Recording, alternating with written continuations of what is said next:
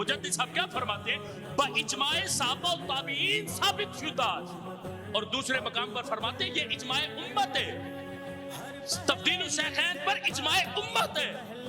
अब कोई एतराज करे कि उम्मत का एक गिरोह तो इस इजमा को मानता नहीं है, तो फिर इजमाए उम्मत कैसे होगा?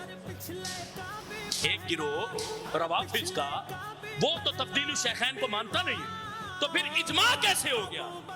हम कहते हैं जब ये एतराज ज़हन में आए तो पहले इमाम राजी को पढ़ लेना, तफसीर कबीर उठा के पढ़ लेना, और फिर उम्दतुल कारी उठा के पढ़ लेना, इन मुहद्दिसीन मुफस्सिरीन को उठा के पढ़ लेना, और अगर शाफी जवाब न मिले तो फिर एतराज ज़हन में रख लेना। लेकिन मिलना जरूर है, क्योंकि उन्होंने एतराज लिख कर जवाब अता फरमाए।